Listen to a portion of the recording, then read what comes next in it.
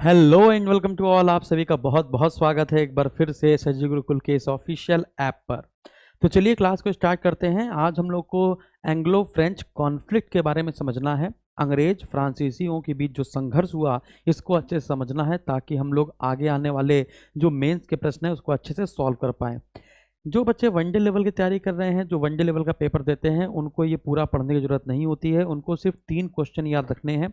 पहला क्वेश्चन कि एला शापल की संधि, दूसरा पांडिचेरी की संधि और तीसरा पेरिस की संधि। बस ये 3 बातें आपको याद रखनी होती हैं, कब कब हुई थी। क्वेश्चन आपसे ऐसे पुटअप किया जा सकता है कि कर्नाटक का जो पहला युद्ध है ना, वो किस संधि के तहत समाप्त हुआ। कर्नाटक का दूसरा युद्ध, कर्नाटक का तीसरा युद्ध। तो मैं आपको समझा रहा हूँ, जो वनडे लेवल का पेपर देंगे वो 3 बातें याद रखेंगे इस क्लास से। पहला, कर्नाटक का पहला युद्ध एला शापल की संधि के तहत समाप्त हुआ। कर्नाटक का दूसरा युद्ध पांडिचेरी की संधि के तहत समाप्त हुआ और कर्नाटक का तीसरा युद्ध आपका पेरिस की संधि के तहत समाप्त हुआ है। तो याद रखना है आपको, एला शापल, पांडिचेरी और पेरिस की संधि याद रखना है। वनडे लेवल वाले बच्चे अब थोड़ा सा दूर रहेंगे। अब आ जाओ, है ना, पीसीएस वाले बच्चे और यूपीएससी वाले बच्चे जो आपका सीधे पेपर मेंस का पेपर देने जा रहे हैं उसको अच्छे से समझना पड़ेगा, क्योंकि अंग्रेजों ने क्या चाल चली, कैसे भारतीय नरेश विफल हो गए, उन सभी की जानकारी आपको इस कर्नाटक वॉर में देखने को मिलेगी। पहले तो आप ये समझ लीजिए कि जो कर्नाटक आप समझ रहे हैं कि महाराष्ट्र के नीचे वर्तमान में जो कर्नाटक है ये वो कर्नाटक नहीं है, ठीक है ना। कर्नाटक की पोजीशन क्या थी उस समय ये समझ लेंगे। तो कर्नाटक आप देख पा रहे होंगे यहाँ पर लिखा हुआ है, ये लिखा है CARNATIC, है ना। तो कर्नाटक की जो पोजीशन है वो ये है, ठीक है ना। जो कर्नाटक की पोजीशन है वो उस समय इधर हुआ करती थी, यानी कि आप देख पाएंगे पूर्वी तट पर, ठीक है ना। तो ये है आपका पश्चिमी तट, ये है आपका पूर्वी तट। तो पूर्वी तट पर आपके कर्नाटक की पोजीशन हुआ करती थी। यहाँ तक आपको ये बात समझ में आ गई, है ना। तो अगर आपसे पूछा जाए कर्नाटक उस समय किस सूबे का अंग था, तो कर्नाटक उस समय हैदराबाद के सूबे का अंग था जब कर्नाटक का युद्ध हुआ था। कर्नाटक का नवाब उस समय था अनवरुद्दीन। क्या नाम था? अनवरुद्दीन। और अनवरुद्दीन के बेटे का नाम था महफूज खां। मैं आपको बस समझाता चलूंगा, आपको बस सुनते चले जाना है। तो चलिए स्टार्ट करते हैं। तो अंग्रेजों और फ्रांसीसियों के बीच संघर्ष क्यों हुआ? तो सबसे पहली बात, दोनों ही व्यापार करने आए थे, तो सबसे पहला कारण तो व्यापारिक प्रतिद्वंद्विता ही हो जाएगी। अरे हाँ कि ना। तो किसी के व्यापार को ठप करेंगे तभी तो हमारा व्यापार चलेगा, उसके व्यापार को समाप्त करेंगे तब हमारा व्यापार चलेगा, हमारा समाप्त हो जाएगा तो उसका चलेगा। तो सबसे पहला कारण तो हो गया व्यापारिक प्रतिद्वंद्विता। लेकिन व्यापारिक प्रतिद्वंद्विता में जो लड़ाइयाँ होती थी वो बहुत छोटे छोटे स्तर की होती थी और हट जाती थी। दोनों ही इंतजार कर रहे थे कि कुछ ऐसा बड़ा हो जाए कि हमको सही से लड़ने का मौका मिले। इधर फ्रांसीसी भी वेट कर रहे थे, इधर अंग्रेज भी लड़ाई का वेट कर रहे थे। तो हुआ क्या, इसको समझते हैं। इसके पहले सभी लोगों ने, चाहे अंग्रेजों की बात की जाए चाहे फ्रांसीसियों की बात की जाए, दोनों ने अपने अपने मुख्यालय और बस्तियों का निर्माण कर लिया था। अंग्रेजों के पास बहुत सारी बस्तियां और उनके उप कार्यालय भी बनाए जा चुके थे, लेकिन 3 बातें आपको याद रखनी है। अंग्रेजों की बस्तियों में 3 बस्तियां आपको याद रखनी है। जैसे नंबर 1 मद्रास, नंबर 2 बम्बई और नंबर 3 कलकत्ता, ठीक है। तो मद्रास, बम्बई और कलकत्ता ये 3 याद रखना है, ये अंग्रेजों की प्रमुख बस्तियां हैं। मद्रास का डिजाइनर फ्रांसिस डे था, कलकत्ता का डिजाइनर जॉब चारनाक था और बम्बई का डिजाइनर गैरोल्ड अंगियार था। ये 3 बातें याद रहेंगी। दूसरी तरफ देखा जाए तो दूसरी तरफ फ्रांसीसियों की बस्तियों की बात की जाए तो उनका मुख्यालय था पांडिचेरी। उनका मुख्यालय क्या था? पांडिचेरी। पांडिचेरी के साथ साथ कराईकल, है ना, पांडिचेरी के साथ साथ कराईकल, माहे, चंद्रनगर, मॉरिशस, है ना। तो मॉरिशस जो था वो अलग पार्ट है, जो मॉरिशस इधर वाला पार्ट है वो एक अलग पार्ट है। मॉरिशस में आप देखेंगे जो फ्रांसीसियों ने कब्जा कर लिया है उनका भारतीय फ्रांसीसियों से कोई मतलब नहीं है। यानी कि जो जो व्यापारिक कंपनी आती थी वो जिस क्षेत्र पर कब्जा करती थी वो एक दूसरे को मदद नहीं करती थी, वो अपना खाने बटोरने में लगी रहती थी, ठीक है। तो फ्रांसीसियों की जो बस्ती मॉरिशस में है वहां का गवर्नर है ला बूरडाने। कौन है बच्चे? ला बूरडाने। और उसका हमारे यहाँ के फ्रांसीसी गवर्नर डुप्ले से कोई मतलब नहीं था। लेकिन जब आप जानते हैं कि चोर चोर क्या हो जाते हैं, मौसेरे भाई हो जाते हैं, तो इसकी बातें हम लोग अभी सच करके बात करेंगे। तो हमने आपको क्या क्या बताया, फटाफट से याद रखना है कि हमने आपको बताया फ्रांसीसियों की बस्ती याद रखनी है। फ्रांसीसियों की बस्ती कौन कौन सी? पांडिचेरी, कराईकल, माहे, सूरत, चंद्रनगर और मॉरिशस। मॉरिशस का गवर्नर कौन है? ला बूरडाने। मॉरिशस का गवर्नर कौन है? ला बूरडाने। क्लियर हो गई बहुत बढ़िया। तो हमने युद्ध का कारण क्या बताया? पहला कारण बताया व्यापारिक प्रतिद्वंद्विता, लेकिन उस व्यापारिक प्रतिद्वंद्विता में बहुत लंबी लड़ाई नहीं हो सकती थी, तो छोटी छोटी लड़ाइयां होती थी। लेकिन 1740 में ऑस्ट्रिया में जब उत्तराधिकारी को लेकर युद्ध शुरू हुआ, है ना, जब 1740 में ऑस्ट्रिया के उत्तराधिकार को लेकर युद्ध शुरू हुआ, यूरोप में इंग्लैंड और फ्रांस के बीच में युद्ध शुरू हुआ। अब उस इंग्लैंड और फ्रांस के युद्ध जब उधर शुरू हुआ तो उसकी जो जड़ें थी वो यहाँ तक फैली हुई थी। जैसे ही वहां पर तोप का गोला छूटा, वैसे ही भारत में भी युद्ध क्या हो गया? शुरू हो गया। ठीक है ना। तो भारत में युद्ध क्यों शुरू हुआ? तो हमने आपको बताया कि ऑस्ट्रिया के उत्तराधिकारी युद्ध शुरू हो गए थे किसके? यूरोप में इंग्लैंड और फ्रांस के बीच में। इसीलिए भारत में भी युद्ध होना वाजिब हो गया। बात समझ में आई कि नहीं आई? और दोनों वैसे भी लड़ने के लिए उत्सुक थे कि कब हम लोग की लड़ाई होगी। लेकिन अब यहाँ पर षड्यंत्र क्या होगा, कौन जीतेगा पहला युद्ध, इस पर हम लोग चर्चा करेंगे, है ना। तो इस स्लाइड को देखना है जो मैंने आपको लिख रखी है। अंग्रेज फ्रांसीसी युद्ध मैंने बताया आरंभ होगा ऑस्ट्रिया के उत्तराधिकारी युद्ध से। फ्रांसीसियों के हेडक्वार्टर और बस्तियां, हेडक्वार्टर आपका पांडिचेरी था, बस्तियां थी कराईकल, माहे, सूरत, चंद्रनगर और मॉरिशस। ठीक है। जो पांडिचेरी मुख्यालय था, है ना, इसका गवर्नर कौन था? तो आप कहेंगे डुप्ले। ठीक है ना। तो पांडिचेरी का जो गवर्नर था वो कौन था? डुप्ले था। और मद्रास का गवर्नर कौन था? Nicholas Morse. ठीक है। मद्रास का governor Nicholas Morse, Pondicherry governor Dupleix, यानी डुप्ले जो है वो फ्रांसीसी गवर्नर है और निकोलस मोर्स क्या है? अंग्रेजी गवर्नर है। बताइए यहां तक आपको बात समझ में आई? यदि ये स्लाइड आपको समझ में आ गई तो हम लोग अगली स्लाइड पर चर्चा करेंगे। फटाफट से यस सर बोलते रहिए, जल्दी से फटाफट से। Okay, yes sir. और भी सभी लोग बोलेंगे। बहुत बढ़िया। तो इतनी बात हम लोग को समझ में आ गई। अब हम लोग बात करेंगे कर्नाटक के प्रथम युद्ध की। कर्नाटक का प्रथम युद्ध 1746 में शुरू होगा और 1748 में एला शापल की संधि हो जाएगी और ये युद्ध समाप्त हो जाएगा। तो कारण क्या था? व्यापारिक प्रतिद्वंद्विता। और सबसे मुख्य कारण क्या था? 1740 में शुरू हो गया था यूरोप में इंग्लैंड और फ्रांस के बीच में युद्ध। यूरोप में जब इंग्लैंड और फ्रांस के बीच में युद्ध हुआ तो सबसे पहले अंग्रेजों ने दिमाग लगाया। निकोलस मोर्स कहाँ गया? ये बंदा देखना, ये जो निकोलस मोर्स है, इसने तुरंत ही अंग्रेजों से कह दिया, इंग्लैंड में कह दिया कि जल्द ही बहुत बड़ी सेना जहाज के साथ भारत भेजो। तो निकोलस मोर्स दूरदर्शी था, इसने इंग्लैंड से क्या मंगा लिया? सेना मंगा ली। डुप्ले को ये खबर देर में लगी, डुप्ले को पता ही नहीं चला। और डुप्ले को जब ये बात पता चली, क्या डुप्ले को ये बात पता चली कि निकोलस मोर्स ने अंग्रेजों की सेना पहले ही बुला ली है और अंग्रेज कमांडर बार्नेट की अध्यक्षता में बहुत बड़ा जहाजी बेड़ा भारत में प्रवेश करने वाला है। फ्रांसीसी गवर्नर डुप्ले अपनी जल शक्ति से अच्छी खासी से परिचित था कि मैं बहुत कमजोर हूं। फ्रांसीसी थल में अच्छा लड़ सकते थे, जमीन पर अच्छा लड़ सकते थे, लेकिन जल में अच्छा नहीं लड़ सकते थे। तो उनको अपनी जल शक्ति का अच्छा खासा अंदाजा था और डुप्ले को लगा कि अब हमारे हाथ से सब कुछ चला जाएगा। डुप्ले ने निकोलस मोर्स से कहा कि यार देखो, यूरोप में लड़ाई हुई है ना, उसमें हम लोग तो व्यापार करने आए हैं, तो हम लोगों को आपस में नहीं लड़ना चाहिए, है ना। तो बताओ तुम मेरे दोस्त हो कि नहीं हो? तो डुप्ले ने जब निकोलस मोर्स से ऐसा कहा तो निकोलस मोर्स को तो ये बात पता चल गई थी कि भैया इंग्लैंड से जहाज निकल चुका है बड़ी सेना के साथ, बार्नेट की अध्यक्षता में। कमांडर बार्नेट बड़ा खतरनाक व्यक्ति है ना, और अब हम इस पर कब्जा कर लेंगे।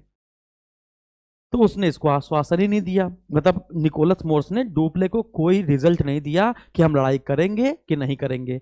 अब डुप्ले की दुकुर पुकुर हो रही थी। अब डुप्ले सोचा कि अब तो गड़बड़ा जाएगी चीजें।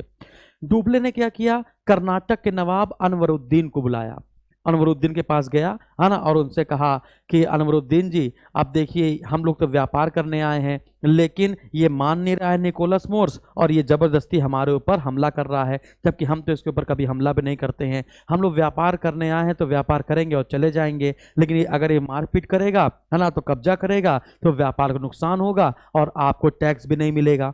तो अनवरुद्दीन ने कहा कि यार बात तो तुम सही कह रहे हो। तो कर्नाटक के नवाब अनवरुद्दीन ने निकोलस मोर्स से कहा कि अंग्रेजों, तुम लोग शांत रहोगे, शांत की नीति अपनाओगे और तुम लोग लड़ाई आपस में नहीं करोगे। निकोलस मोर्स से कह दिया कि बार्नेट से कह दो कि अपना जहाजी बेड़ा वापस ले जाए।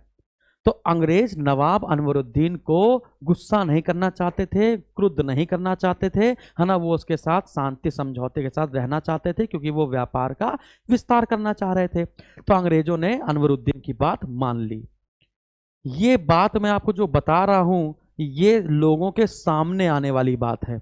अब मैं आपको एक टॉप सीक्रेट बात बताता हूं। बताऊं?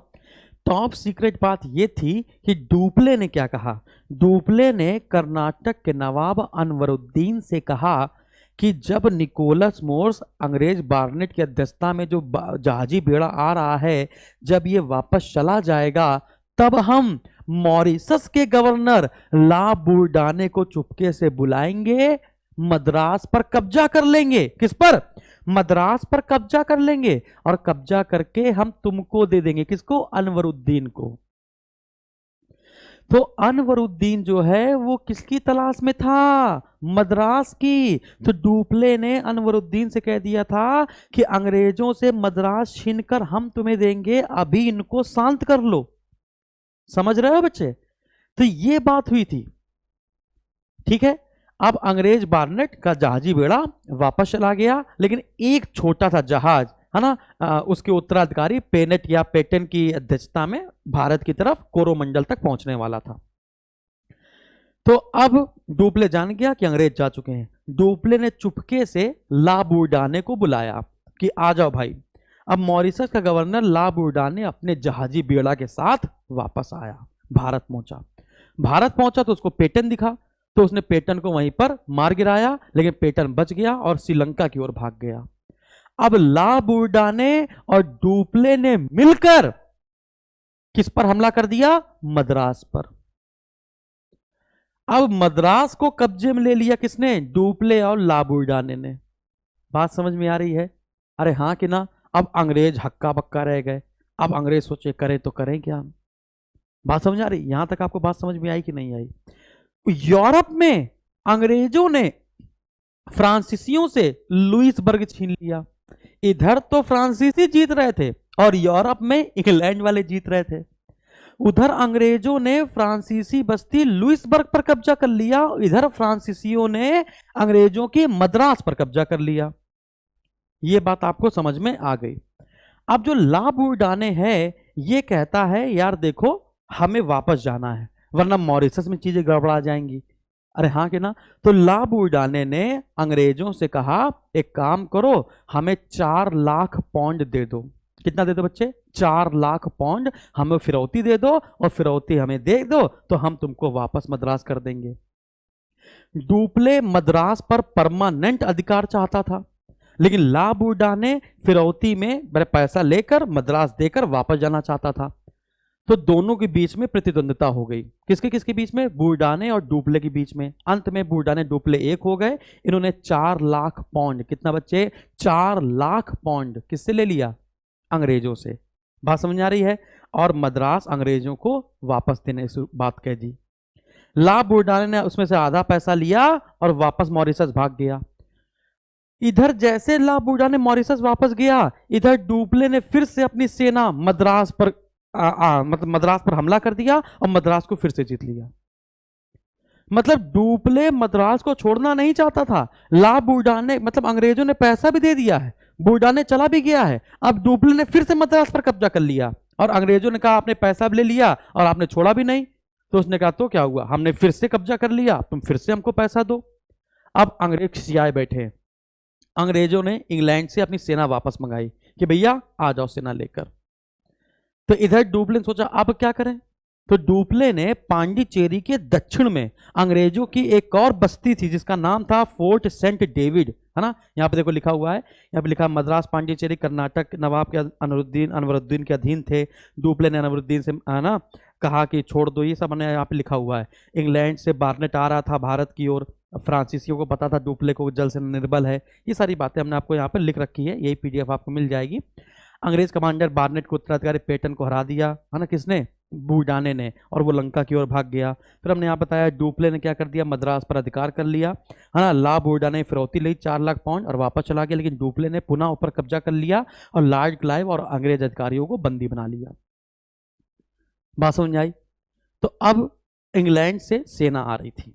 अब सेना आ रही थी तो ये लोग क्या करते, डुप्ले क्या करता, तो डुप्ले ने पांडिचेरी के दक्षिण में एक और अंग्रेजों की बस्ती थी जिसका नाम था सेंट डेविड। क्या नाम था बच्चे, सेंट डेविड। अभी बताता हूं, कहीं लिखा होगा यहाँ पे, हाँ ये पांडिचेरी के दक्षिण में क्या लिखा बच्चे, पांडिचेरी दक्षिण में सेंट फोर्ट डेविड था, उस पर कब्जा कर लिया। यानी अभी तो मद्रास पर कब्जा किया ही हुआ था डुप्ले ने, अब उन्होंने पांडिचेरी के दक्षिण में अंग्रेजों की एक और बस्ती थी सेंट फोर्ट डेविड, उस पर भी कब्जा कर लिया। अब उसके पहले क्या हुआ ये समझो, अनवरुद्दीन को पता चल गया कि मद्रास पर कब्जा हो गया है डुप्ले का। अनवरुद्दीन ने डुप्ले को बुलाया और कहा कि हम लोग के बीच में जो बात हुई थी कि हमें जीतने के बाद, मतलब मद्रास को जीतने के बाद तुम हमको मद्रास दे दोगे, चलो दे दो। फिर डुप्ले मुस्कुराया और डुप्ले ने अनवरुद्दीन के साथ भी धोखा कर दिया और उसको मद्रास देने से मना कर दिया। अनवरुद्दीन गुस्सा आ गया, भयंकर गुस्सा आ गया और उसने अपने पुत्र महफूज खां से कहा कि डुप्ले सहित फ्रांसीसी सेना का खात्मा कर दो। अब महफूज खां बहुत बड़ी सेना लेकर जाता है, बात समझ आ रही है, और उन दोनों के बीच में होता है अड्यार का युद्ध। कहां पर होता है, सेंट थोमे मद्रास में। तो उसको अड्यार का युद्ध भी कह सकते हैं या सेंट थोमे का युद्ध भी कह सकते हैं। लेकिन फ्रांसीसियों जो बहुत कम थे, फ्रांसीसी सैनिक जो बहुत कम थे लेकिन अनुशासित थे, समझ में आ गया, उन्होंने अनवरुद्दीन की सेना को पराजित कर दिया। अनवरुद्दीन की सेना जो हारी है, इससे भारतीय नरेशों की दुर्बलता सामने आ गई कि भारतीय नरेश कुछ नहीं कर सकते, भारतीय राजा बेकार हैं, उनकी बड़ी सेना से डरना नहीं है, उनकी सेना जो बड़ी है वो सिर्फ दिखावे के लिए है, वो कुछ कर नहीं पाएंगे। अब महफूज खां की हार के बाद, अनवरुद्दीन की हार के बाद, अब फ्रांसीसी जो डुप्ले था वो जो जीता, उसकी ख्याति बढ़ी, प्रशंसा बढ़ी, अब हर जगह डुप्ले का नाम हो गया और भारतीय राजाओं की थूथू होना शुरू हो गई। उधर अंग्रेजों की सेना आ गई, अंग्रेजों ने सोचा कि क्या करें, तो अंग्रेजों सेना ने फ्रांसीसियों के मुख्यालय पांडिचेरी पर कब्जा करना शुरू किया। लेकिन फ्रांसीसी कब्जे में आ सकते थे क्या, अब नहीं आ सकते थे, तो फ्रांसीसियों ने पांडिचेरी से भगा दिया, किसको, अंग्रेजों को। तो अंग्रेज बेचारे पांडिचेरी घेरा डालने तो गए लेकिन असफल हो गए और वो वापस कहां जाने लगे, फोर्ट सेंट डेविड। बात समझ आ रही है, यानी कि डायरेक्ट और इनडायरेक्ट दोनों की बात की जाए तो डुप्ले हावी रहा इस पहली संधि में।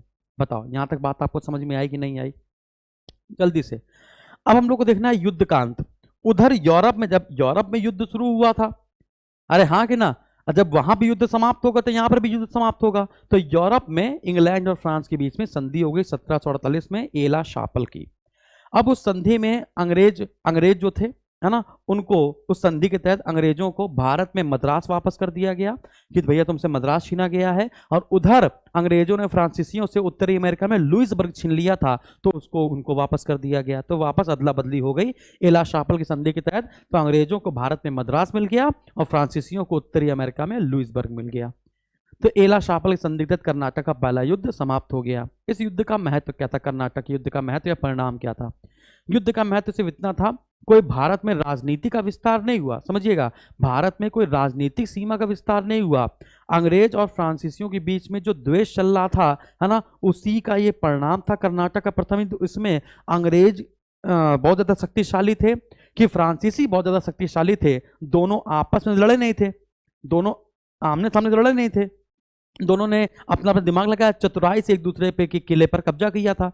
तो आपस में लड़े नहीं थे, तो इसलिए अंग्रेजों और फ्रांसीसियों की शक्ति में से कौन शक्तिशाली ज्यादा है, इसका अभी निर्णय नहीं हुआ है। निर्णय सिर्फ एक ही चीज का हुआ है कि भारतीय राजा दुर्बल हैं, भारतीय नरेश दुर्बल है, भारत में जो नीति नियम काम कर रहे हैं, भारत में जो राज व्यवस्था काम कर रही है, वो पूरी तरीके से जर्जर हो चुकी है। बात समझ आ रही है? तो अब अंग्रेजों और फ्रांसीसियों को यह पता चल गया है कि अब हमारा एक ही दुश्मन है, अंग्रेजों का फ्रांसीसी और फ्रांसीसियों का अंग्रेजी। अब हम ही दोनों लड़ेंगे, बाकी जो भारतीय राजा हैं उनका कोई औचित्य नहीं बना है। तो अब ये दोनों इतने पावरफुल हो जाएंगे कि अब ये लोग राजा खुद ही चुनेंगे। अब जो दूसरा युद्ध होगा कर्नाटक का, वो कर्नाटक में नवाब बनेगा कौन, इस पर युद्ध होगा, क्योंकि अनवरुद्दीन का पुत्र होगा मोहम्मद अली। बात समझ आ रही है? अनवरुद्दीन का पुत्र कौन होगा, मोहम्मद अली। Thank you. ठीक है ना। तो अभी हम आपको इसके बारे में बताएंगे, क्योंकि कर्नाटक के नवाब शुरुआत में दो स्थली थे। दो स्थली के बाद एक तरफ थे उनके पुत्र जिनका नाम था अनवरुद्दीन, और एक तरफ थे उनके दामाद चांदा साहब। अब उन्हीं को लेकर हम बताएंगे कर्नाटक का दूसरा युद्ध। अगर यहां तक आपको बात समझ में आ गई है तो फटाफट से सर बोलो जल्दी से। अगर ये बात आपको समझ में आ गई, कर्नाटक का प्रथम युद्ध समझ में आ गया, तो यस सर बोलो जल्दी से फटाक से। तो अब हम लोग बात करेंगे कर्नाटक के दूसरे युद्ध पर।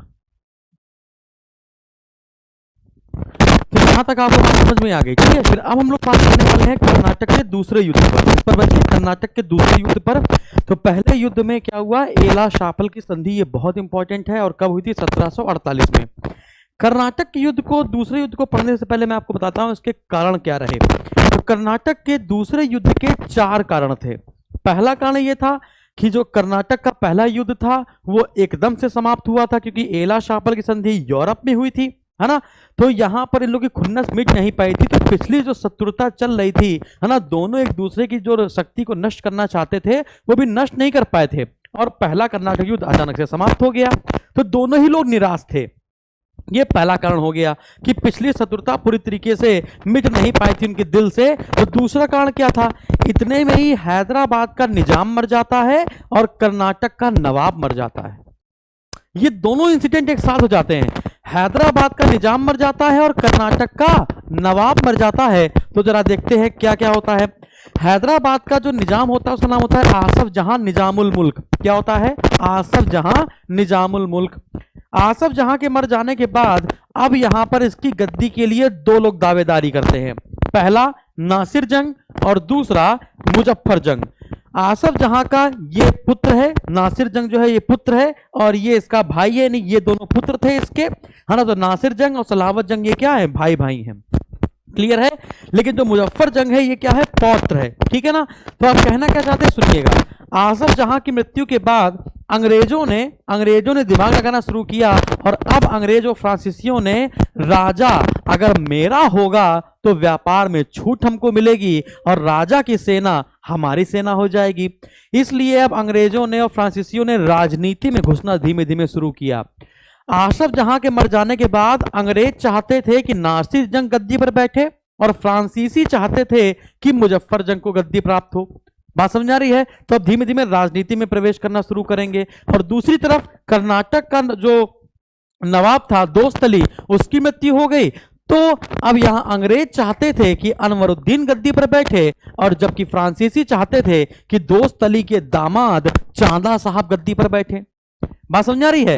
अनवरुद्दीन का पुत्र था मोहम्मद अली, तो अनवरुद्दीन और उसके पुत्र मोहम्मद अली को सपोर्ट कौन करेगा, अंग्रेज। जबकि चांदा साहब और उसके पुत्र रजा खां को सपोर्ट कौन करेगा, तो आप कहेंगे फ्रांसीसी। चांदा साहब कौन है, दामाद है, किसके, दोस्त अली के। लेकिन अनवरुद्दीन क्या है, पुत्र है। तो ये बात आपको समझ में आ गई कि नहीं आ गई। तो अब हैदराबाद में भी गद्दी और कर्नाटक की भी गद्दी, दोनों गद्दी हो गई खाली। तो अंग्रेजों और फ्रांसीसियों ने अपने अपने मोहरे खड़े कर दिए। तो ये 3 कारण हो गए। पहला पिछली शत्रुता, दूसरा हैदराबाद के निजाम की अचानक मृत्यु, तीसरा कर्नाटक का नवाब कौन बनेगा। चौथा कारण क्या था कि एक बार तंजौर में उत्तराधिकारी युद्ध हुआ था। उस उत्तराधिकारी युद्ध में फ्रांसीसियों ने तंजौर के राजा का साथ दिया, बदले में तंजौर का राजा खुश हुआ, है ना, और उसने फ्रांसीसी गवर्नर ड्यूमा को कराईकाल बस्ती गिफ्ट में दे दी। तो इस बार अंग्रेजों ने 1749 में फिर से तंजौर में उत्तराधिकारी युद्ध हुआ। तो इस बार अंग्रेजों ने कहा कि इस बार हम सलाह दे देते हैं, है ना। तो अंग्रेजों ने इस बार तंजौर के राजा की सहायता कर दी, और बदले में देवी कटाई नामक स्थान मिल गया।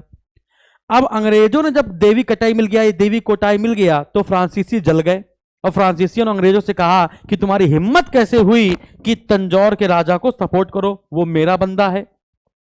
तो अब ये चौथी बात हो गई जो इनकी शत्रुता या फिर कर्नाटक के दूसरे युद्ध के लिए मेन कारण बनी। तो बताइए ये 4 कारण आपको समझ में आए। पहला कारण क्या बताया, पिछली शत्रुता। दूसरा कारण क्या बताया हमने आपको, हैदराबाद का निजाम। तीसरा कर्नाटक का नवाब, और चौथा तंजौर का उत्तराधिकारी युद्ध। यहां तक आपको सारी बातें समझ में आ गई। तो अब सिंपल बात, छोटी छोटी बात समझ लीजिए कि अंग्रेज किसका साथ दे रहे हैं, नासिर जंग का।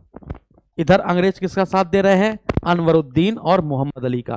फ्रांसीसी किसका साथ दे रहे हैं, चांदा साहब, रजा खां का। और इधर हैदराबाद में किसका साथ दे रहे हैं, मुजफ्फर जंग का। ठीक है। अब फ्रांसीसी गवर्नर डुप्ले ने अपनी दिमाग लगाया। डुप्ले ने कहा एक काम करते हैं, हैदराबाद और कर्नाटक जो हम सपोर्ट कर रहे हैं जिसका, और फ्रांसीसी किसका सपोर्ट कर रहे थे, तो इधर मुजफ्फर जंग और कौन, चांदा साहब। बात समझ आ रही है? तो चांदा साहब और मुजफ्फर जंग से कहा कि हम दोनों मिल जाते हैं, ठीक है, और हम दोनों मिलकर हमला कर देते हैं किसके ऊपर, कर्नाटक के नवाब अनवरुद्दीन के ऊपर। बताओ, तो चांदा साहब, मुजफ्फर जंग और फ्रांसीसी गवर्नर डुप्ले, इन तीनों ने मिल गए, ये तीनों मिल गए और तीनों ने मिलकर किस पर हमला कर दिया, कर्नाटक के नवाब अनवरुद्दीन पर। इनके बीच हुआ अंबूर का युद्ध। कौन सा युद्ध हुआ बच्चे, अंबूर का युद्ध हुआ। अंबूर का युद्ध, अंबूर कहां पड़ता है, बेल्लोर के पास। बात समझ आ रही है? तो बेल्लोर के पास अनवरुद्दीन मारा गया अंबूर के युद्ध में, और उसका जो बेटा था मोहम्मद अली, ये त्रिचनापल्ली की ओर भाग गया और अपनी जान बचा ली। अंग्रेज या फ्रांसीसी ये खुद राजा नहीं बन सकते थे, ये पहले से नियम तय था। तो राजा कोई भारतीय बनेगा और इनके सल्तनत का ही बनेगा, इसलिए अंग्रेज सीधे गद्दी प्राप्त नहीं कर सकते थे, तो उनको कोई ना कोई इनके वंशानुगत में चाहिए होगा। तो हमने बताया डुप्ले, मुजफ्फर जंग और चांदा साहब, इन तीनों ने मिलकर अंबूर के युद्ध में अनवरुद्दीन को हराया और इसको मार डाला। अनवरुद्दीन मर गया, जो मोहम्मद अली का पुत्र था वो त्रिचनापल्ली की ओर भाग गया। अब कर्नाटक का नवाब कौन घोषित हो गया, चांदा साहब, ठीक है। चांदा साहब खुश हुए और चांदा साहब ने कहा डुप्ले से कि भाई हम तो प्रसन्न हुए, चलो मैं तुम्हें 80 गांव पुरस्कार में देता हूं। और चांदा साहब ने फ्रांसीसियों से खुश होकर 80 गांव उपहार में दे दिए। डुप्ले, चांदा साहब और मुजफ्फर जंग ने मिलकर हमला किया अनवरुद्दीन के ऊपर। अंबूर का युद्ध हुआ 3 अगस्त 1749 में। जब ये जीते, अनवरुद्दीन मरा, तो चांदा साहब ने डुप्ले को खुश होकर पांडिचेरी के पास 80 गांव उपहार में दे दिए। ये बात आपको समझ में आई? अरे हाँ कि ना? अब अंग्रेजों को लगा कि यार कर्नाटक चला गया मेरे हाथ से। अंग्रेजों को क्या लगा कि कर्नाटक तो मेरे हाथ से चला गया, तो अंग्रेजों ने हैदराबाद के नासिर जंग को उठाया और नासिर जंग को भड़काया कि जाओ और जाकर किस पर हमला कर दो, चांदा साहब पर हमला कर दो या कर्नाटक पर हमला कर दो। तो नासिर जंग ने अंग्रेजों की बात मान ली और नासिर जंग बड़ी सी सेना लेकर गया और कर्नाटक पर हमला बोल दिया। सुनते रहे ना, कर्नाटक पर हमला बोल दिया। अब नासिर जंग को जीत मिली। अब आप कहेंगे अरे सर ऐसे कैसे, नासिर जंग कैसे जीत गया? क्योंकि नासिर जंग ने कुछ फ्रांसीसी अधिकारियों को घूस देकर खरीद लिया था। बात समझ आ रही है? अब नासिर जंग ने कुछ फ्रांसीसी सैनिक अधिकारियों को घूस लेकर खरीद लिया था। अब बस सोचने वाली बात है, अब जो मैं बताऊंगा बस उसको सुनते रहना है आपको, ठीक है। तो नासिर जंग ने क्या किया बच्चे, अंग्रेजों ने नासिर जंग को भड़काया और नासिर जंग ने कर्नाटक पर हमला किया और किसको कब्जे में ले लिया, मुजफ्फर जंग को बंदी बना लिया इसको, क्योंकि मुजफ्फर जंग ही आगे चलकर हैदराबाद का निजाम घोषित किया जाता, पौत्र था। अब नासिर जंग ने मुजफ्फर जंग को जब बंदी बनाया तो यह बात पता चली डुप्ले को। तो डुप्ले ने बहुत पैसा लगाया और नासिर जंग की अंग्रेजी सेना को खरीद लिया। तो जो नासिर जंग की सेना थी अब वो किसकी हो गई, तो आप कहेंगे डुप्ले की, और उन्हीं सेना ने नासिर जंग को ही निपटा दिया और मुजफ्फर जंग छूट गया। ये थी डुप्ले की रणनीति, भयंकर रणनीति। अब नासिर जंग भी मर गया है, उधर अनवरुद्दीन भी मर गया है, मोहम्मद अली त्रिचनापल्ली की ओर भाग गया है। अब अंग्रेजों का कोई बंदा बचा नहीं है। अब बचा है तो मोहम्मद अली बचा है, वो जो त्रिचनापल्ली की ओर भाग गया, छुप गया है जाके। तो लास्ट में अब हैदराबाद का निजाम किसको घोषित कर दिया गया, मुजफ्फर जंग को। बात समझ आ रही है? फिर अपने योग्य सेनापति डुप्ले ने अपने योग्य सेनापति बुस्सी को बुलाया और बुस्सी से कहा मुजफ्फर जंग को कर्नाटक से कहां ले जाओ, हैदराबाद, और वहां का निजाम बना दो। बुस्सी छोटी सी सेना लेकर मुजफ्फर जंग को चुपचाप लेके जा रहा था, कहां, हैदराबाद की ओर। लेकिन अंग्रेजों ने भीड़ पर हमला किया और मुजफ्फर जंग को मार डाला। बुस्सी भाग खड़ा हुआ। अब मैटर फंस गया। अब हैदराबाद की गद्दी पर कौन बैठेगा, तो आपको पता है हैदराबाद की गद्दी पर एक बच्चा अभी और बैठ सकता है, कौन, नासिर जंग का भाई सलावत जंग। अब बुस्सी ने तुरंत ही नासिर जंग के छोटे भाई सलावत जंग को हैदराबाद का निजाम घोषित कर दिया। सलावत जंग खुश हो गया कि यार हमने तो कुछ किया भी नहीं और हम तो हैदराबाद के निजाम घोषित हो गए, वो खुश हुआ। बात समझ में आ रही है? और सलावत जंग ने फ्रांसीसियों को बहुत सारा उपहार दिया। देखो लिखा है, मुजफ्फर जंग निजाम घोषित हुआ और बुस्सी के साथ वो जा रहा था, है ना, हैदराबाद, लेकिन रास्ते में मर गया मुजफ्फर जंग। तो बुस्सी ने सलावत जंग को घोषित कर दिया हैदराबाद का निजाम, और इसके बाद वो खुश होकर 1751 तक संपूर्ण दक्षिण भारत में फ्रांसीसियों का ही कब्जा रहा। बताओ, यहां तक बात आपको समझ में आई? अब फ्रांसीसियों का ही आधिपत्य है। अब अंग्रेज फंसे हुए हैं। अब अंग्रेज को सिर्फ एक ही व्यक्ति चाहिए जो उसका व्यक्ति बंदा है। वो कौन है? मोहम्मद अली, अनवरुद्दीन का बेटा। अब अंग्रेजों की तरफ से एक खतरनाक व्यक्ति मद्रास का गवर्नर बनकर आया जिसका नाम था थॉमस सैंडर्स, और इसी के साथ एक योग्य व्यक्ति आया जिसका नाम था रॉबर्ट क्लाइव। ठीक है। अब थॉमस सैंडर्स जो मद्रास का गवर्नर बनकर आया था, उसने कहा कि एक काम करो, त्रिचनापल्ली में छुप गया है जाके मोहम्मद अली, उसको ढूंढो जाके। अब इसने अपनी सेना, अंग्रेजी सेना, मोहम्मद अली को ढूंढने के लिए त्रिचनापल्ली भेज दी, क्योंकि भैया यही एक बंदा बचा हुआ था। फ्रांसीसियों को लगा त्रिचनापल्ली में कहीं लोग चांदा साहब पर हमला ना कर दें, तो फ्रांसीसियों ने भी अपनी सेना त्रिचनापल्ली की ओर भेज दी। अब सभी लोग त्रिचनापल्ली की ओर देख रहे हैं, अंग्रेज भी त्रिचनापल्ली की ओर देख रहे हैं, और सब ढूंढ रहे हैं किसको? मोहम्मद अली को। तो चांदा साहब और फ्रांसीसी ढूंढ रहे हैं कि ये मिले तो मार दें, और अंग्रेज ढूंढ रहे हैं कि ये मिल जाए, है ना, तो इसको लेकर अब फिर हम कर्नाटक का नवाब घोषित कर दें। अब दो बातें हैं। रॉबर्ट क्लाइव ने थॉमस सैंडर्स को दिमाग दिया, का एक काम करो, अगर तुम्हें चांदा साहब का दिमाग भटकाना है तो अपनी बड़ी सी सेना लेकर जाओ, ठीक है, और सेना लेकर जाकर क्या नाम है, कर्नाटक की राजधानी अरकाट पर घेरा डाल दो। चांदा साहब, रजा खां और पूरी फ्रांसीसियों का जो दिमाग है वो चला जाएगा कहां पर? अरकाट के ऊपर, चांदा साहब के ऊपर, और धीमे से फिर इसको निकाल के भगा ले जाना। तो जब सैंडर्स को ये बात किसने बताई? रॉबर्ट क्लाइव ने। तो सैंडर्स ने कहा कि जो तुमने हमको दिमाग दिया वो बेहतर है, क्लाइव तुम ही ये काम कर लो। अब क्लाइव ने कहा ठीक है। अब क्या हुआ कि अरकाट का घेरा डाला जाएगा, कर्नाटक की राजधानी अरकाट का घेरा डाला रॉबर्ट क्लाइव ने। यह बात पता चली चांदा साहब को। चांदा साहब ने अपने बेटे रजा खां से कहा कि जाओ भैया देखो जाकर, है ना, कि क्या चल रहा है। रजा खां बहुत बड़ी सेना लेकर गया और जो अरकाट का घेरा डाला हुआ था अंग्रेजों ने, उसको भी चारों तरफ से घेर लिया। अब रॉबर्ट क्लाइव और अंग्रेजों की सेना फंसे हुए हैं अरकाट के घेरे में, और रजा खान ने सबको घेर रखा है।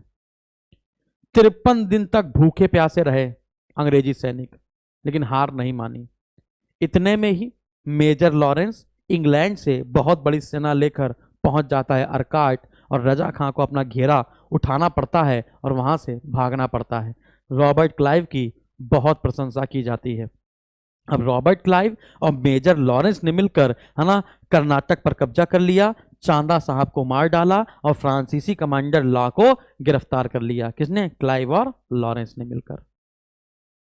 बात समझ में आई कि नहीं? तो चांदा साहब मर गए, रजा खां भाग गए। अब कर्नाटक पर कब्जा किसका हो गया है? तो आप कहेंगे अंग्रेजों का। बताइए, यहां तक आपको सारी बातें समझ में आई कि नहीं आई? अगर यहां तक आपको बातें समझ में आई तो यस सर बोलो जल्दी से, फटाक से जल्दी बोलो। और मोहम्मद अली मिल गया। अब कर्नाटक का नवाब कौन बना दिया है अंग्रेजों ने? मोहम्मद अली को। अब कर्नाटक का नवाब, चांदा साहब तो मर ही गए हैं, अब कर्नाटक नवाब मोहम्मद अली बन चुका है। बताओ, यहां तक बातें समझ में सब कुछ आ रही हैं? सब कुछ आ रही हैं। अब जो मैं आपको बताना चाहता हूं उसको सुनकर आपके होश उड़ जाएंगे। अब आपके मन में आएगा सर ये बताइए, अंग्रेजों को इतना पोटास मिला कहां से? रॉबर्ट क्लाइव के अंदर इतना पोटास आया कहां से कि उसने कर्नाटक को जीत लिया, चांदा साहब को मार डाला, फ्रांसीसी कुछ नहीं कर पाए? तो मैं आपको बताऊंगा कि रॉबर्ट क्लाइव ने षड्यंत्र खेला, और उस षड्यंत्र के तहत मराठा सरदार मुरारी राव, तंजौर के राजा और मैसूर के शासक, तो मैसूर, मराठा, तंजौर, इन तीनों के राजाओं को अंग्रेजों ने बहला फुसला लिया और उनकी सेना भी ले ली थी। तभी अंग्रेजों ने कर्नाटक पर कब्जा कर लिया, चांदा साहब की हत्या कर दी, रजा खां भाग खड़ा हुआ और फ्रांसीसी कमांडर लॉ को गिरफ्तार कर लिया। तो डुप्ले को यह लगा कि यार दिक्कत है सबसे बड़ी क्या, कि मराठा, मैसूर और तंजौर, अगर ये इनकी सहायता ना करते अंग्रेजों की, तो आज मेजर लॉरेंस और क्लाइव की इतनी औकात नहीं होती कि चांदा साहब को मार के कर्नाटक पर कब्जा कर लेते। तो डुप्ले ने दिमाग लगाया, 3.5 लाख पाउंड धनराशि इकट्ठा करके खर्चा करी, मराठों को और मैसूर के शासकों को अपने कब्जे में किया। तंजौर के पास छोटी सेना थी, उससे आंख दिखाई कि तटस्थ रहना युद्ध में, तुम किसी तरफ भाग न लेना। तो तंजौर के शासक तटस्थ हो गए। अब डुप्ले ने कहा कि चलो त्रिचनापल्ली का घेरा फिर से डालते हैं, फिर से कर्नाटक पर कब्जा करते हैं। लेकिन इतने में ही जो फ्रांस था, फ्रांस उसको लगा कि यार इतनी मारपीट कर रहा है डुप्ले और बार बार इतना पैसा बर्बाद कर रहा है, इसको हमने व्यापार करने के लिए भेजा था, लाभ कमाने के लिए भेजा था, कि इसको पैसा बर्बाद करने के लिए भेजा था। तो फ्रांसीसी कंपनी ने, फ्रांसीसी ईस्ट इंडिया कंपनी ने डुप्ले को वापस बुला लिया, जो सबसे बड़ी गलती हो गई।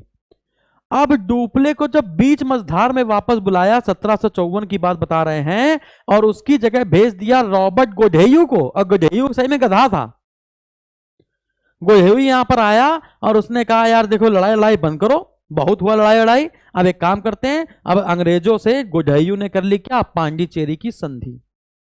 और पांडिचेरी की संधि के तहत क्या हुआ, 1750 में युद्ध समाप्त हो गया। और पांडिचेरी की संधि के तहत क्या निर्णय लिया गया, बताओ जल्दी से। पहला निर्णय कि भारत के राजा के द्वारा जो भी उपाधियां दी जाती हैं अंग्रेजों या फ्रांसीसियों को या विदेशियों को, वो सारी पदवियां और उपाधियां लौटा दी जाएंगी। भारतीय राज्यों के आंतरिक मामलों में अब कोई भी हस्तक्षेप नहीं करेगा।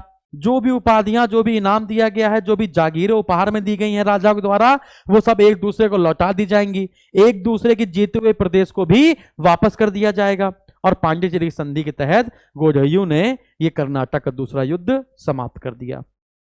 और अंत में कर्नाटक का नवाब मोहम्मद अली बना रहा, कर्नाटक का नवाब मोहम्मद अली बना रहा। और हैदराबाद का नवाब कौन, सलावत जंग बना रहा। यानी हैदराबाद पर फ्रांसीसियों का कब्जा रहा और कर्नाटक पर अंग्रेजों का कब्जा हो गया। और जो बुस्सी था वो सलावत जंग का ही सेनापति बना रहा है, यानी हैदराबाद में बुस्सी लगातार बना रहेगा। यहां तक बात क्लियर है। तो कर्नाटक के दूसरे युद्ध में क्या निर्णय आया कि कर्नाटक जो था वो मोहम्मद अली के पास चला गया, अंग्रेजों के पास चला गया। और जो हैदराबाद था वो सलावत जंग और फ्रांसीसियों के पास रहा। बताइए यहां तक सारी बातें क्लियर है, बताइए जल्दी से, यहां तक सारी बातें क्लियर है 100%? जल्दी बताओ। पूरी बस कहानी सुनते रहना, पूरी कहानी सुनते रहना, सब कुछ आपको समझ में आएगा। जल्दी से। ओके, तो ये कर्नाटक का दूसरा युद्ध हो गया। जैसा कि हमने आप बताया, मराठा डुप्ले और ये त्रिचनापल्ली घेरा संधि हो गई। पांडिचेरी की ये संधि लिखी हुई ना, ये पांडिचेरी की संधि लिखी हुई है, जिसमें कर्नाटक रहा अंग्रेजों के पास और हैदराबाद आ गया, हैदराबाद रहा फ्रांसीसियों के पास, सलावत जंग। और बुस्सी कहां रहेगा, बुस्सी योग्य सेनापति जो है वो हैदराबाद में रहेगा। ठीक है, यहां तक बात समझ में आ गई, बहुत बढ़िया। अब एक क्वेश्चन आपसे पूछा जाता है, सप्तवर्षीय युद्ध किनके बीच हुआ था? तो यूरोप में सप्तवर्षीय युद्ध इंग्लैंड और फ्रांस के बीच में हुआ था। अरे हाँ कि ना? जैसे ही 1756 में इंग्लैंड और फ्रांस के बीच में सप्तवर्षीय युद्ध शुरू हुआ, उसका प्रभाव भारत में भी देखा गया। भारत में भी जो सप्तवर्षीय युद्ध चल रहा था, भारत में भी इनडायरेक्टली वही युद्ध चलना शुरू हो गया। अरे हाँ कि ना? और पांडिचेरी की जो संधि थी वो अस्थायी साबित हुई, स्थायी ना होकर वो क्या हो गई, अस्थायी साबित हो गई। अब फ्रांसीसी सरकार ने कहा, डुप्ले ने समझाया होगा फ्रांसीसी कंपनी को, तो अब फ्रांसीसी सरकार ने सोचा कि यार हमने डुप्ले को बुलाकर गलती कर दी, एक काम करते हैं, डुप्ले जैसे ही किसी व्यक्ति को भेजते हैं, तेज तर्रार व्यक्ति को जो बहुत तेज काम करता हो। तो फ्रांसीसी सरकार ने क्या कर दिया, काउंट डी लाली, एक सेनापति कमांडर इन चीफ था, है ना, काउंट डी लाली, उसको भेजा और कहा जाओ और अंग्रेजों के होश ठिकाने लगा कर आओ। काउंट डी लाली ने कहा ठीक है। काउंट डी लाली 1758 में भारत पहुंचा। उसके पहले 1757 में प्लासी का युद्ध हो चुका था, जिसमें सिराजुद्दौला हार चुका था और बंगाल को पूरी तरीके से अंग्रेजों ने अपने कब्जे में ले लिया था। अब बंगाल पूरी तरीके से अंग्रेजों की बस्ती हो गई थी, पूरी तरीके से। अब पूरी सेना, बड़ी बड़ी सेना बंगाल में विद्यमान थी, भारतीय सेना और अंग्रेजी सेना दोनों। 1758 में काउंट जिलाली यहां पर आया, उसने देखा बंगाल पर अंग्रेजों का कब्जा हो गया है, उसने सोचा उसको छोड़ो। उसने सोचा कि मेरा मुख्यालय पांडिचेरी है, पांडिचेरी के दक्षिण में सेंट फोर्ट डेविड, बताया था कर्नाटक के पहले युद्ध में अभी थोड़ी देर पहले, तो सेंट फोर्ट डेविड पर कब्जा कर लेते हैं। क्या बोलते हो, हाँ कि ना? तो काउंट डी लाली ने पूरी जोरों शोरों से अपनी सेना घुसेड़ दी और सेंट फोर्ट डेविड पर कब्जा कर लिया। यहां तक आपको बात समझ में आई कि नहीं आई, हाँ कि ना? अब पैसे की कमी पड़ रही थी। जो दूसरा युद्ध था उसमें तंजौर के राजा ने बड़ी नौटंकी करी थी, तो बगल में ही तंजौर था, तो काउंट डिलाली को पैसे की जरूरत थी, तो एक सेंट फोर्ट डेविड पर कब्जा तो कर ही लिया है, तो उसने सोचा कि एक काम करते हैं, तंजौर पर भी घेरा डाल देते हैं। उसने तंजौर पर घेरा डाल दिया और उसके राजा से कहा कि 56 लाख रुपए हमको दो। अंग्रेजों ने तंजौर के राजा से बता दिया, परेशान ना होना, पैसे ना देना, हम तुम्हारी मदद करने के लिए आएंगे।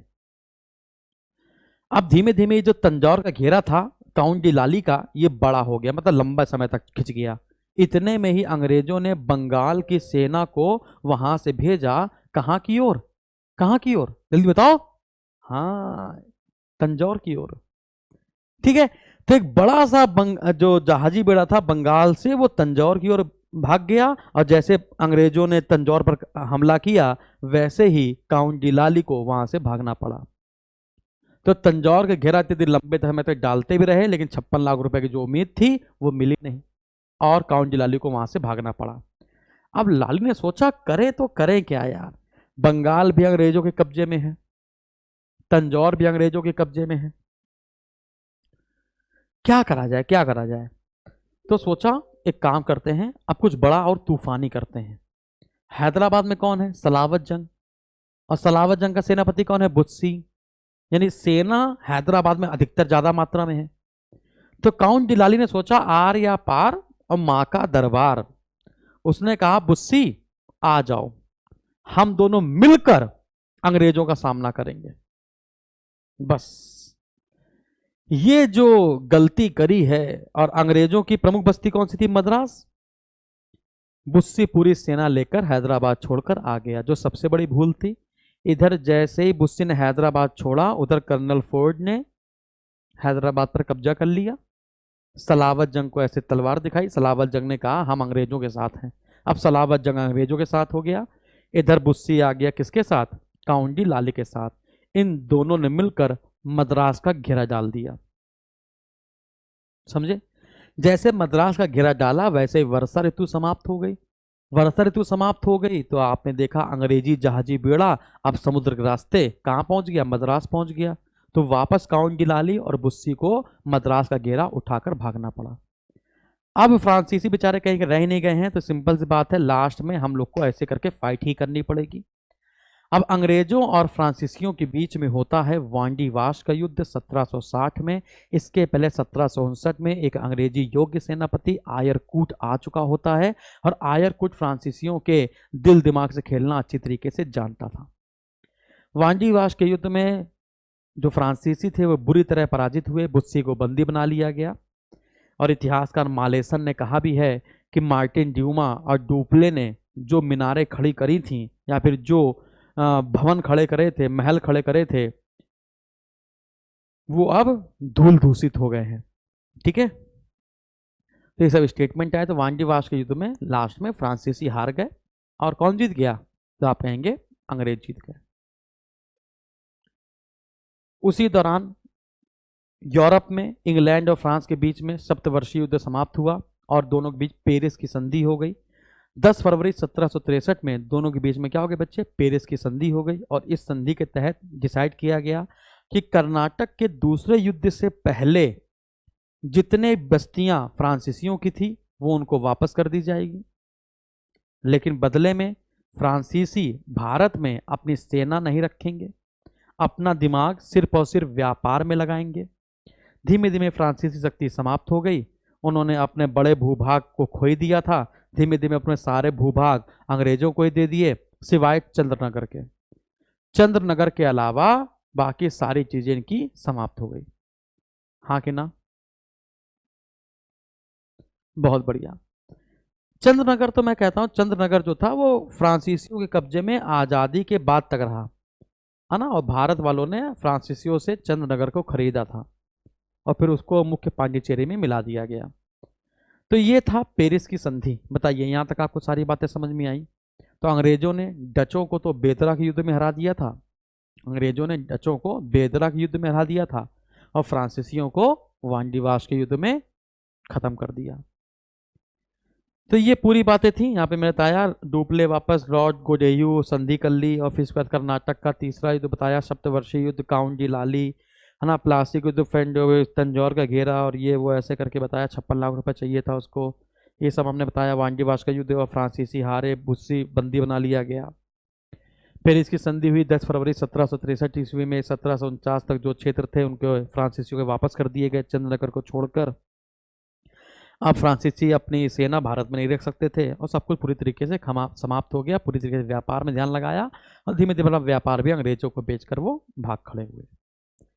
तो यहाँ तक सारी बातें हम लोगों ने करी। तो ये था आपका अंग्रेजों और फ्रांसीसियों के मध्य संघर्ष, और ये था कर्नाटक का युद्ध, जो आपको समझ में आ गया होगा अच्छे से। अब इसकी आंसर राइटिंग आप करिएगा, मेंस के आंसर कैसे लिखना है वो सब आपको ऊपर डिपेंड करता है, बढ़िया से करिएगा। ठीक है, थैंक यू वेरी मच। अब देखते हैं आगे की क्लास में। Thank you.